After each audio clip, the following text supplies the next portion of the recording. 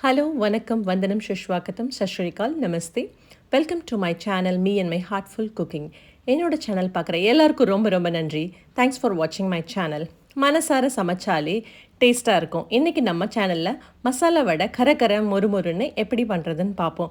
இது ஒரு evening snack, சுட சுட காஃபியோட குடித்தா இன்னுமே ரொம்ப நல்லாயிருக்கும்.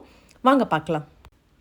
மசாலா வடை செய்கிறதுக்கு தேவையான பொருட்கள்: 1 கப்பு 4 to 6 மணி நேரம் ஊற வச்ச கடலைப்பருப்பு, சோம்பு 1/2 டீஸ்பூன், உப்பு தேவையான அளவு, 4 துண்டு இஞ்சி, பட்டை 1 துண்டு, 2 வரமிளகா, 4 to 5 பூண்டு, பெருங்காயத்தூளும் சேர்த்துக்கணும். இப்போ நம்ம சோம்பு, பட்டை, இஞ்சி எல்லாத்தையும் எடுத்து மிக்ஸி ஜாரில் போட்டாச்சு. இப்போ பூண்டு போட்டுக்கிறோம். 2 காஞ்ச மிளகாவையும் போட்டுக்கிறோம். அதோட கூட பெருங்காயத்தூள் உங்களுக்கு தேவையான அளவு, எனக்கு இவ்வளவு போதும். உப்பு எல்லாத்தையும் போட்டாச்சு. இப்போ ஊற வச்சு நல்ல தண்ணி வடிகட்டின கடலைப்பருப்பை மிக்ஸி ஜாரில் போட்டுக்கலாம். இந்த மிக்ஸி ஜாரில் போட்டு அரைக்கும்போது கொஞ்சம் ஒரு பொடி கையளவு நம்ம கடலைப்பருப்பு, முழு கடலைப்பருப்பை தனியாக எடுத்து வச்சுக்கோங்க. அதோட கூட நம்ம அரைச்ச மாவு, அதாவது கரகரன்னு அரைக்கிற மாவோட கொஞ்சம் கடலைப்பருப்பும் நம்ம முழு கடலைப்பருப்பும் மிக்ஸ் பண்ணும்போது வடை கடிக்கும்போது மொறுமொறுன்னு நல்லா டேஸ்ட்டாக அந்த முழு பருப்போடையும் சூப்பராக வரும். ஸோ அதனால் நீங்கள் இப்படி அரைச்சி எடுத்துக்கோங்க. கரகரன்னு நம்ம இப்போ மாவு அரைச்சி எடுத்தாச்சு, கடலை பருப்பு மாவு.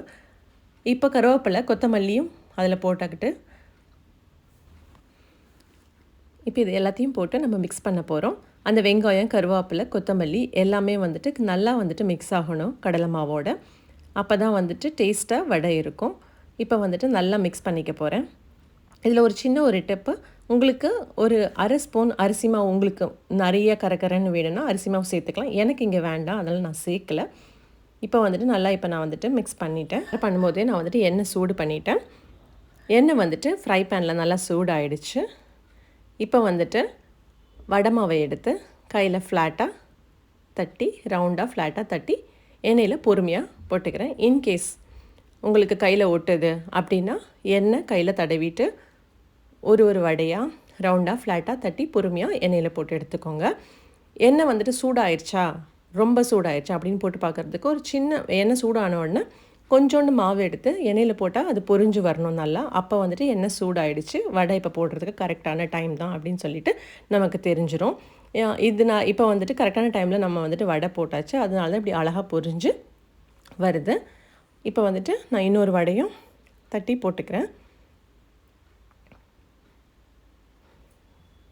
இது 2 to 3 மினிட்ஸ் இந்த மாதிரி பொரியணும். ஒரு சைடு பொரிஞ்சிட்ட பிறகு நம்ம செக் பண்ணி பார்க்கலாம், ஒரு வேளை அதாவது ஃபஸ்ட்டு சைடு வெந்துருச்சா இல்லையா அப்படின்னு சொல்லிட்டு. நீங்கள் இப்படி எடுத்து பார்த்தாவே உடையாமல் வடை வரணும்.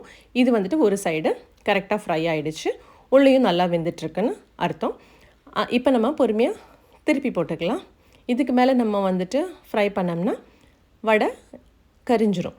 அதனால நம்ம கரெக்டான டைம் 2 to 3 மினிட்ஸ், இல்லாட்டி உங்களோட ஸ்டவ் எவ்வளோ ஃபாஸ்ட்டாக இருக்கோ ஸ்லோவாக இருக்கோ அதுக்கு தகுந்த மாதிரி நீங்கள் எண்ணெயில் வடையை பொரிச்சு எடுத்துக்கோங்க. இப்போ 2 சைடும் நல்லாவே வடை குக் ஆயிடுச்சு. பாருங்கள் எவ்வளோ அழகாக கோல்டன் ப்ரௌனில் வடை இருக்குதுன்னு பாருங்கள். பார்க்கும்போதே ரொம்ப அழகாக இருக்குது. எப்போ சாப்பிடுவோன்னு தோணுது. ஸோ அழகாக வடை ஃப்ரை ஆகிடுச்சு. இந்த மாதிரி ஃபஸ்ட்டு செட்டை போட்டு எடுத்துக்கிட்டேன் நான். அதே மாதிரி செகண்ட் செட்டு எவ்வளோ தூரம் மாவு இருக்கோ அத்தனை வரைக்கும் நான் ஒரு செட்டாக வடை போட்டு எடுத்துக்கிட்டேன். இப்போ பிளேட்டிங்கும் பண்ணியாச்சு. பார்க்க அழகாக இருக்குது பார்த்தீங்களா. இப்போ கரகர மொறுமொறு மசாலா வடை ரெடி. மனசார சமைச்சு டேஸ்டியாக சாப்பிட்டு சந்தோஷமாக இருங்க. லைக், ஷேர், சப்ஸ்கிரைப் பண்ணுங்கள். அதோடு கூட பெல் ஐக்கானையும் கிளிக் பண்ணிக்கோங்க. அப்போ நான் நியூ வீடியோ உங்களுக்கு கிடைக்கும். தேங்க்ஸ் ஃபார் வாட்சிங் மை சேனல். மீண்டும் சந்திப்போம்.